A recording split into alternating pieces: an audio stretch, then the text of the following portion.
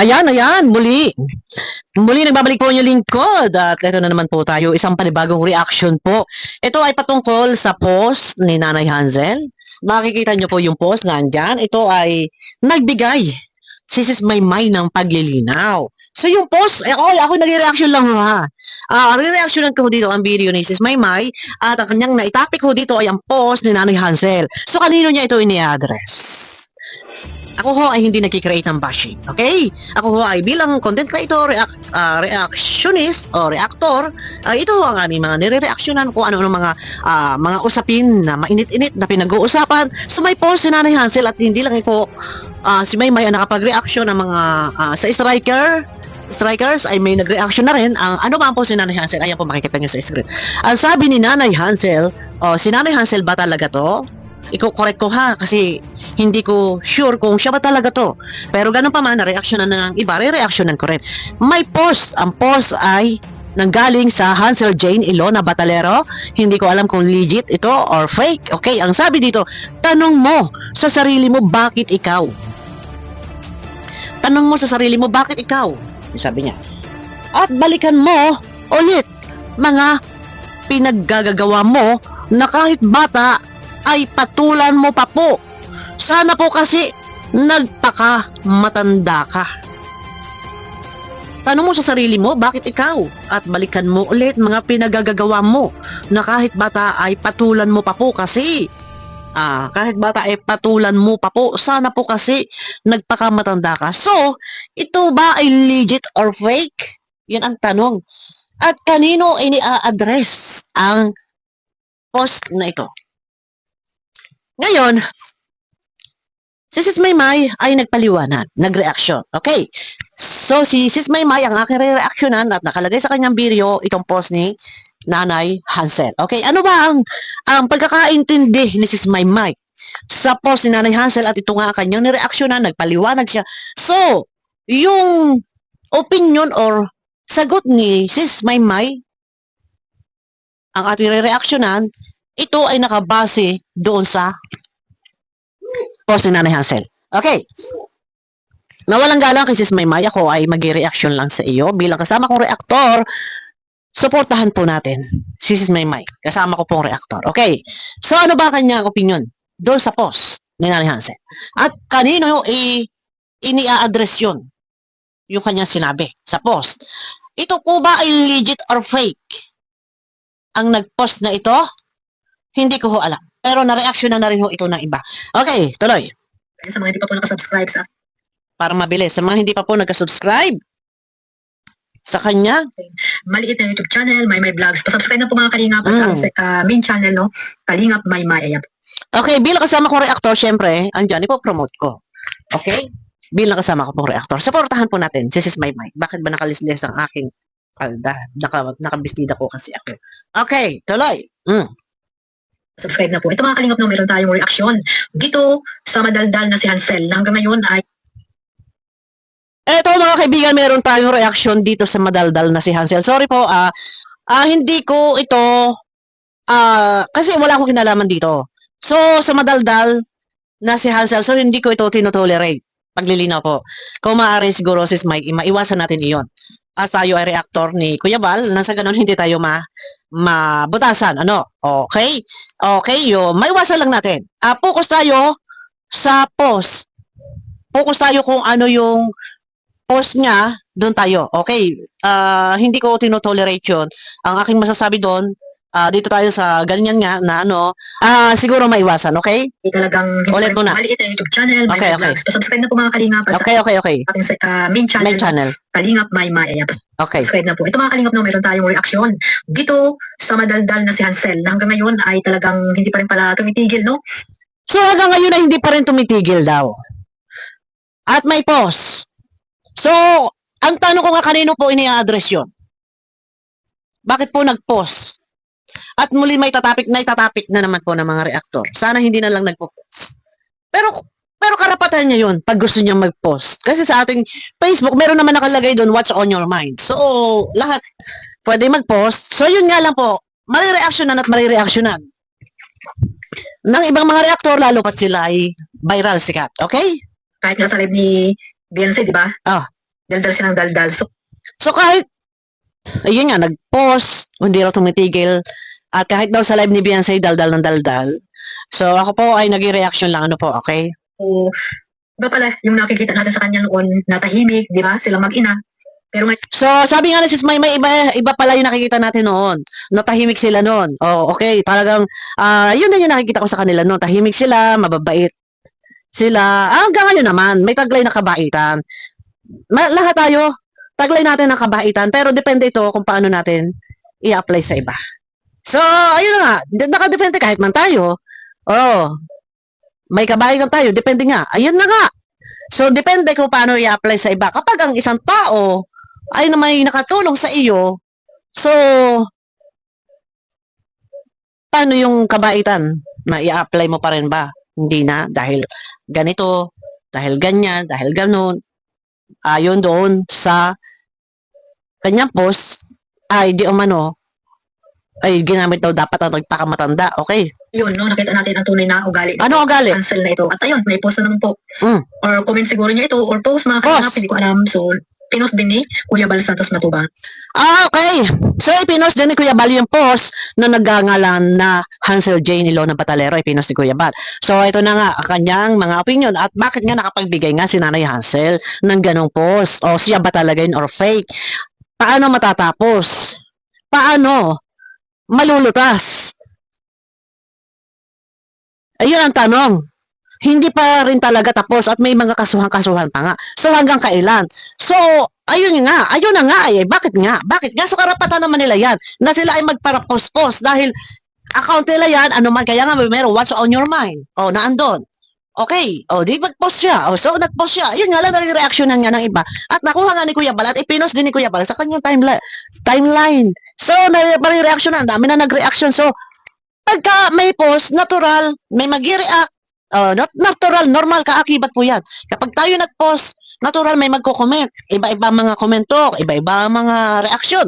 So, bilang content creator, vlogger, reactor, mag-react din tayo. Nag-react si Maymay, nag-react ng iba, mag-react din ako. Para kanino yun? Bakit nga may patama pa? Or may post pa na ganon? So, yun ang sinasabi ko.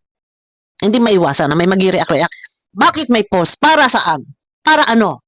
At kanino ini-address? Ano ang kanyang ibig sabihin? Ano ang ibig iparating? Ano yung ibig ipakahulugan or ibig ipahiwatig? Bakit may mga ganong post? So doon nagsisimula ang kanya-kanyang mga opinion, kanya-kanyang mga reaksyon, kanya-kanyang mga opinion sa comment section. May nambabas sa Kalingap, mayroon namang mababas din sa kanila both side may nambabas. So, mga reactor, opinion ni Maymay. Ano ba ang pinaglalaban ni Maymay? Okay, tuloy. Kita niyo naman po, di ba, mga kanina, kung ano yung pinupost nito ni Hansel. Ayun na nga, nakalagay na nga dito, sis Maymay. Ang sabi dito ng Hansel Jane, Law na Batalero, ito man ay fake or legit. Ang sabi dito, tanong mo sa sarili mo, bakit ikaw? May kudlit. At balikan mo ulit mga pinagagawa mo na kahit bata, ay patulan mo pa po. Sana po kasi matanda ka. So, ayun na nga. Okay, ano ang iyong ibig sabihin dito, sis Maymay? Ano ang iyong ipinaglalaban? Ano ang iyong sagot? Ano ang iyong opinion? Kalingap. So, pero bago natin reaction dito, syempre magsashoutout muna tayo sa ating founder, Kuya Bal Santos. Okay. At Edward Max, Kalingap Rob, Sawang. Supportahan po natin si sis Maymay, guys, ha? Sa mga Okay, sis. Mga channel, tapos, or ayan, shoutout po sa inyo. At ganoon din po, syempre, sa mga reactor. Okay. Tuloy. Support natin si sis Maymay. So, ano ang kanyang sagot doon sa post na yon? Okay. Legit reactor po na nandito sa Kalingap. Medyo bigyan shoutout po sa Okay. Ayun mga Kalingap, sabi, kasi nga, di ba, nagtatanong si Kuya Bal kung bakit nga daw siya pinatulpo. Okay. Nagtatanong si Kuya Bal bakit siya pinatulpo. Bakit nga ba? So magbabalikan naman tayo sa umpisa nito pagka tayo magkakalkalan. Bakit nga ba? Ano pa ang sagot? Kasi po, yung pamangkin mo po, baga, yung pamangkin po niyan, manyak. Yun pagkakaalam ko. Teka, bakit nga ba sis Maymay? Yung mga Kalingap, pinabahayan na, tinulungan na, bakit doon hindi sila nagreklamo? Nabawal pala silang. Ulit. Kasi nga, di ba, nagtatanong si Kuya Bal kung bakit nga daw siya pinatulpo ng mga Kalingap. Pinabahayan na, tinulungan na, bakit doon hindi sila nagreklamo? Nabawal pala silang tulungan. Bakit sila pinatulpo? So, pinabahayan na, tinulungan na, hindi sila nagrereklamo. Na bawal silang tulungan. Tapos, nagpatulpo. Matapos matulungan. Teka. Tapos, bawal palang mainitan ang kanyang prinsesa. ang tanong kasi, bakit sila nagpatulpo? Ang pagkakaalam ko, kaya sila nagpatulpo dahil gusto ipa-private yung video. Gusto nila ng katahimikan. Kaya nagpatulpo.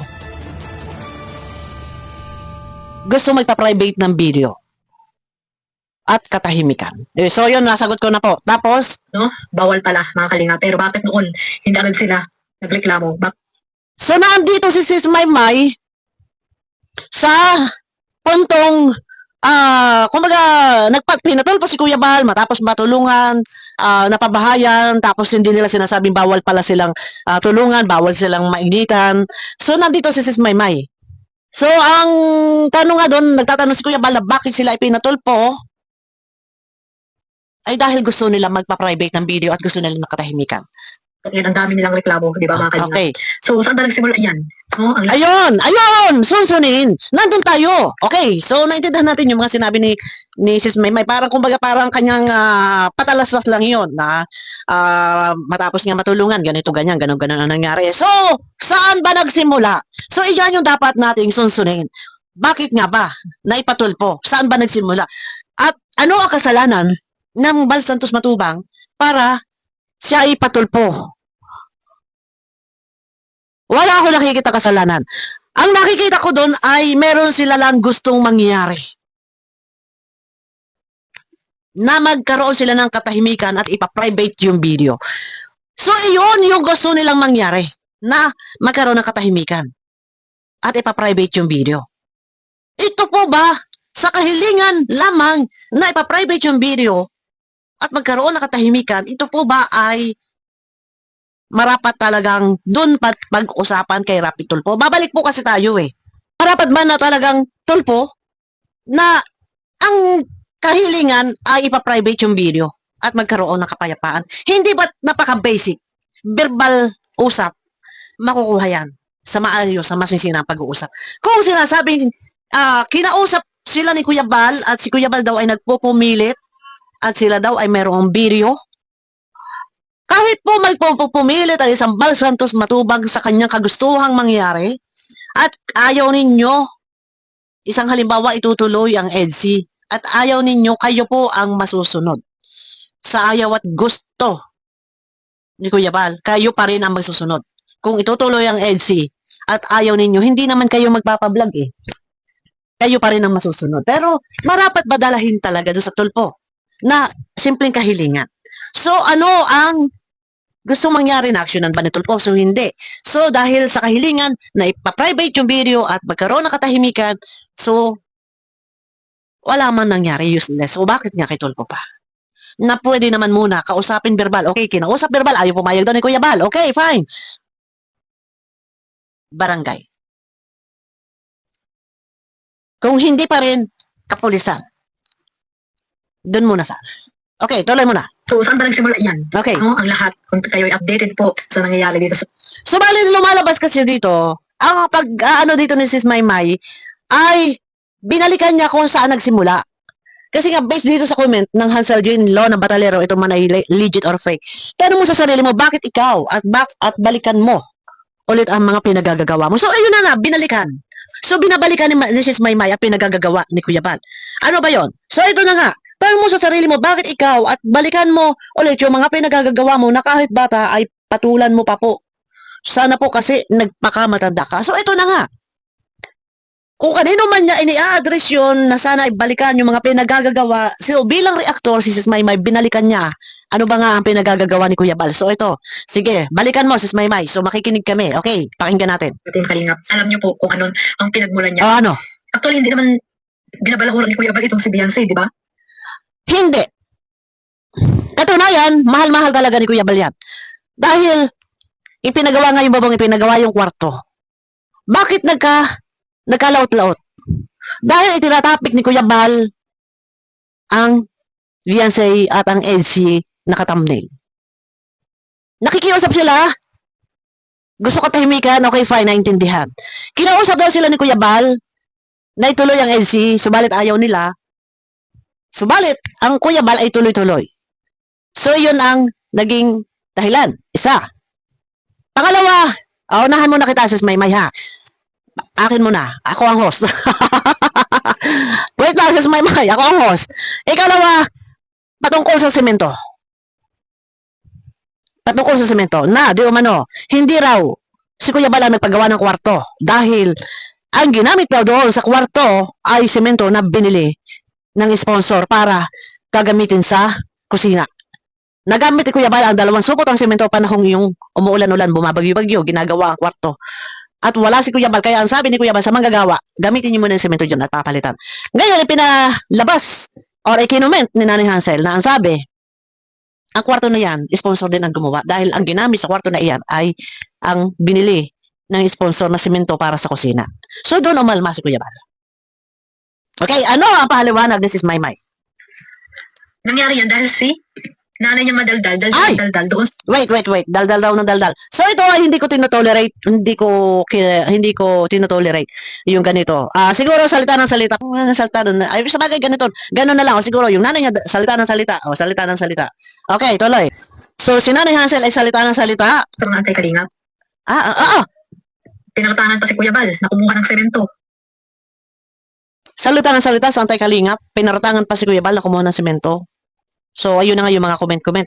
Naka-trigger kasi eh. Dahil ng...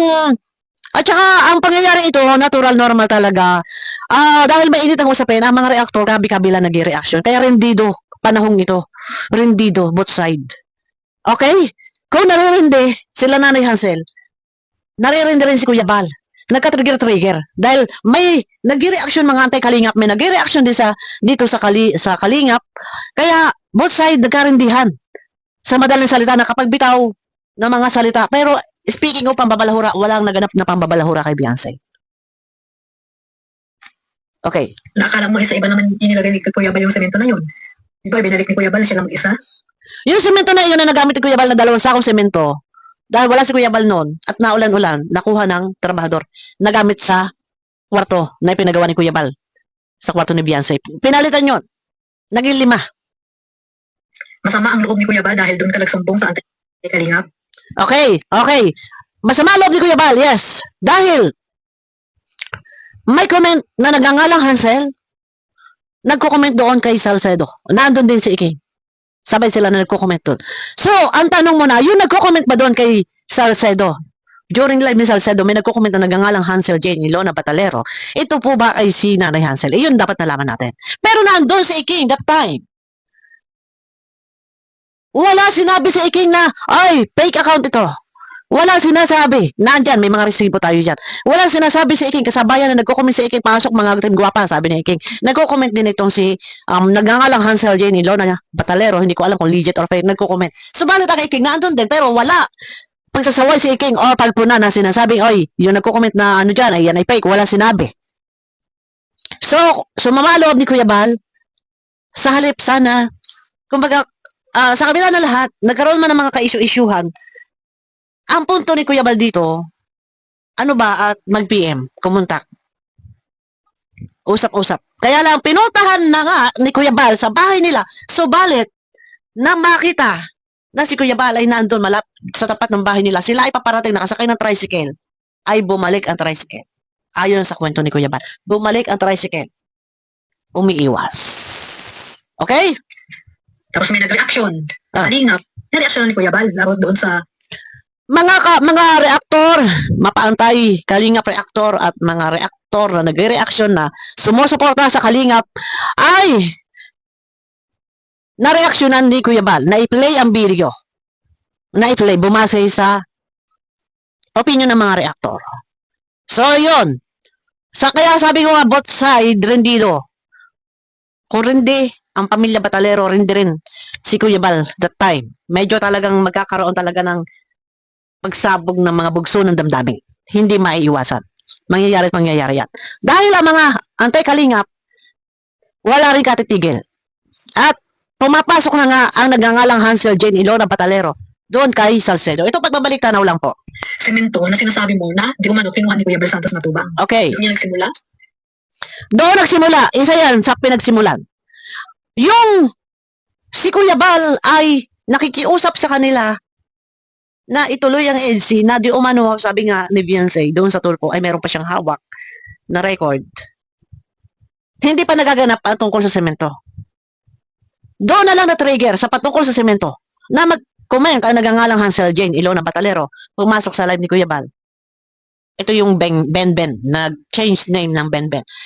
Doon na nagsimula sa mga comment ni Nanay Hansel na hindi nagustuhan ng ilan.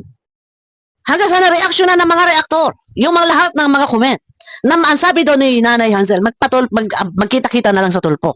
So, ibig sabihin, noong time na nagla-live si Kuya Bal, patungkol doon sa comment, sa cement, sa live, yung live nga, na topic na ngayon semento.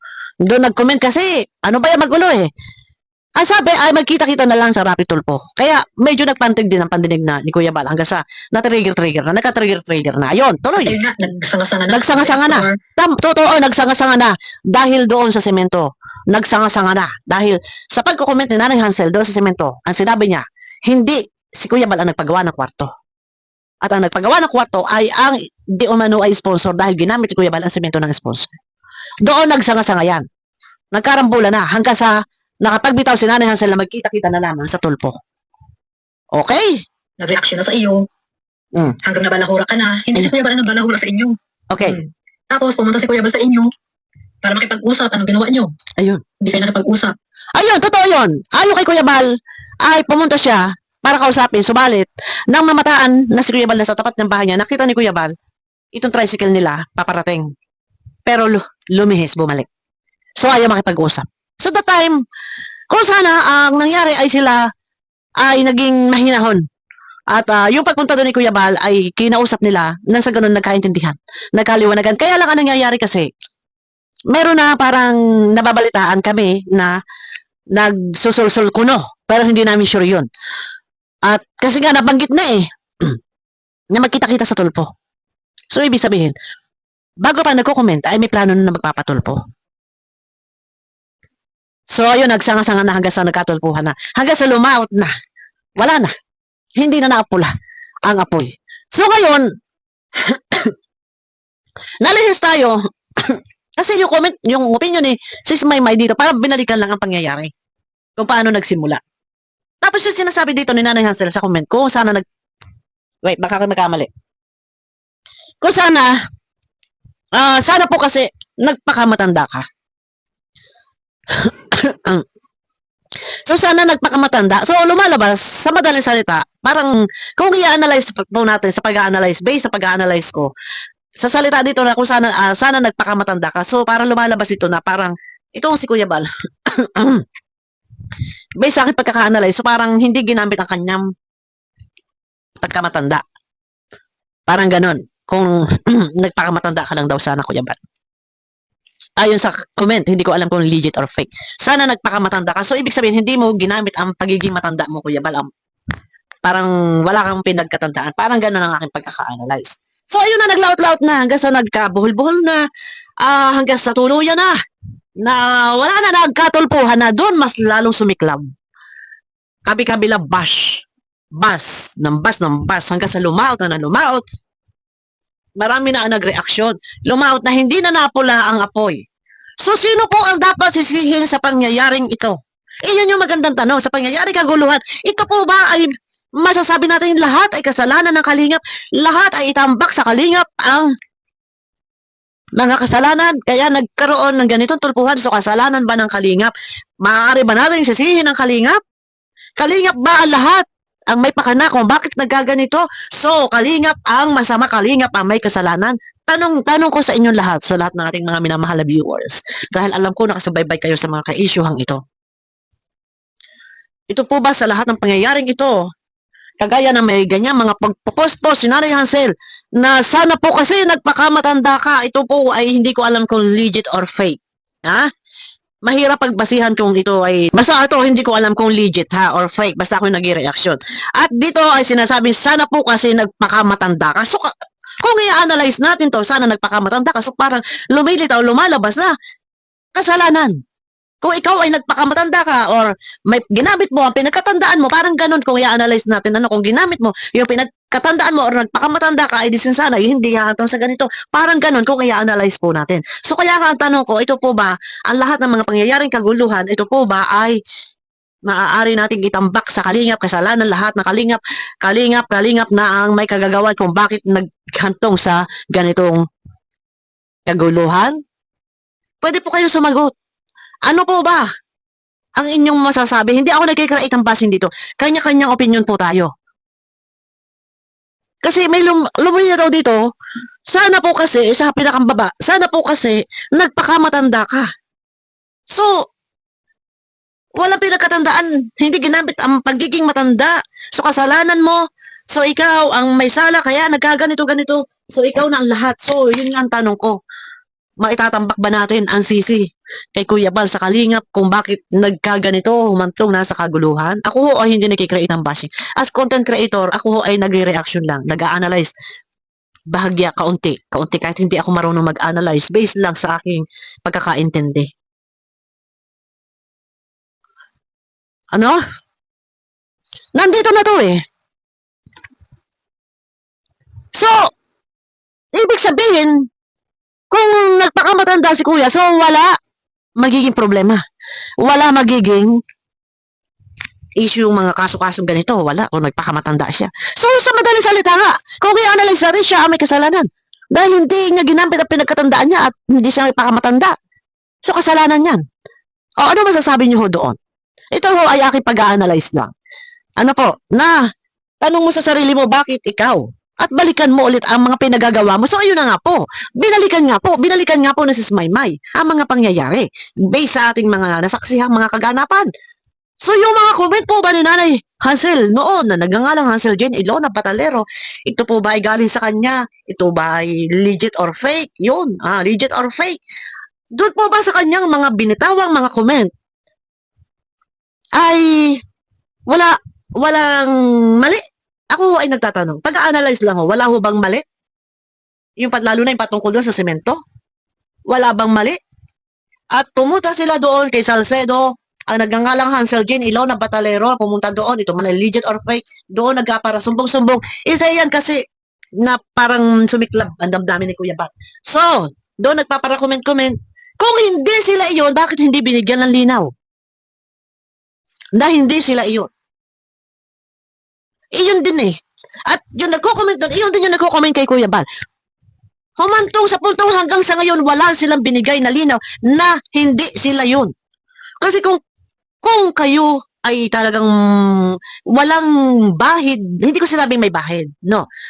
Yung mga nagko-comment na lamang na nakapangalan sa kanila, bakit nila hindi ito ikinorek? Na kami ang nagko-comment or hindi kami ang nagko-comment. Nasa ganon, ang mga reaktor na nag-reaction sa bawat comment-comment nung time na to ay nahimasmasan at nagsitigil. Kabi-kabila, ang dami nag-reaction sa bawat comment ni Nanay Hansel no. Kung ito ay binigyan nila ng linaw na hindi ho ako yan, eh di sana natigil ang mga reaktor, hindi na rin nagkalaot-laot pa, nagkahaba-haba ang pag-reaction.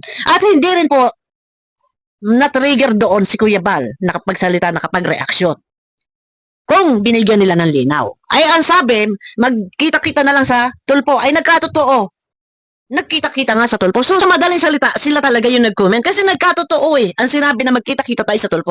So ito naman ay pagbabalik tanaw at pag-a-analyze. Kasi, teka, nagiglis ako.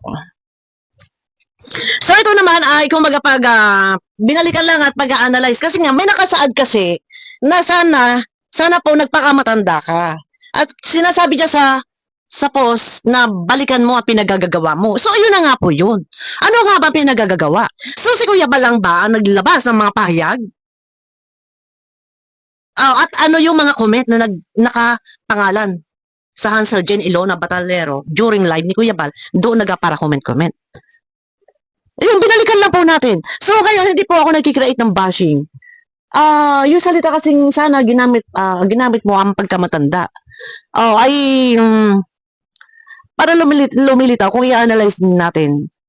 Kumbaga hindi parang lumilitaw na kasalanan. So, sabi ko nga hindi ako nagkikreate ng bashing. Ano ho ang inyong magiging opinion. Opinion lang. Alam ko nakatutok din kayo sa mga pangyayari. Pero maiwasan ho sana natin na mang-bash. Ano po? Dahil hindi matatapos to. Sa bagay, hindi ho talaga matatapos yan. Dahil talagang sa social media, dahil may reactor, ay normal. Mag-reaction. Yun talaga ang content ng mga reactor, mag-reaction eh. Normal po yan. Hindi po maiwasan na hindi mapag-uusapan. O, paano ano ba dapat na gawin para hindi mapag-usapan? Huwag tayong magsalita. Ayun. O, huwag tayong mag-post. Okay, ganon.